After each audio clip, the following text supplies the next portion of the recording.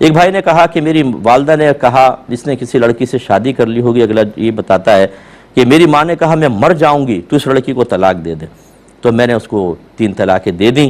कहते हैं अब मुझे बताइए कि क्या हलाला के अलावा कोई मिलने का तरीक़ा है। तो ऐसे तमाम कमज़ोर उश्शाकान से मेरी गुजारिश है कि जब आप में हिम्मत ही नहीं है तो खुदारा ऐसे कदम ना उठाएं। आपने पहले किसी की बच्ची की ज़िंदगी ख़राब कर दी, वो वादे किए होंगे मैं तुम्हारा साथ दूंगा और ये होगा और वो होगा, और 2 मिनट में आप वालदा के सामने आप ढेर हो गए और किसी की ज़िंदगी को आपने ख़राब कर दिया।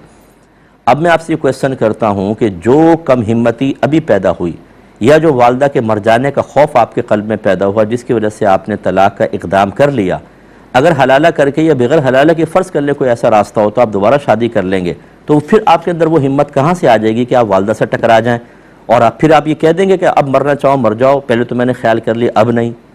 क्या वालदा का सारा अदब दिल से निकल जाएगा? क्या कहेंगे आप? और आप जैसे कमज़ोर और बुज़दिल इंसान को क्यों हम ऐसा तरीक़ा बताएं कि आप वो करने के बाद फिर किसी के बच्चे को आजमाइश में डालें और फिर वालदा बुलाकर आपको डांटे डपटे तो आपने चाहे दोबारा तलाक दे देता हूँ। ये खेल कूद करना बिल्कुल गलत होता है। अगर आपने सही आप बेटे ने शादी की थी, वालदा को चाहिए था कि वो तलाक ना करवाती, वालदा भी गुनाहगार हुई हैं। याद रखें, पहले बेटे को रोकती, अगर नहीं रुका उसने कर ली शादी, तो फिर इसमें तो कुफू भी नहीं देखा जाता कि लड़के के मामले में कि इसने किस लड़की से शादी की है, वो शादी करने देते, होने देते। अब उसकी किसी के बच्चे को तलाक दिलवाई, कसूर तो आपके बेटे का भी था, उसने उसके वादे वगैरह करके तो आपने उसकी ज़िंदगी भी ख़राब कर दी और 3 तलाक़ें दिलवाई अगर आपने, और आपकी मर्ज़ी ये थी कि 3 तलाक़ें दो, ये तलाक़ें बिदअत कहलाती है। बेटा भी गुनाहगार, आप भी गुनाहगार।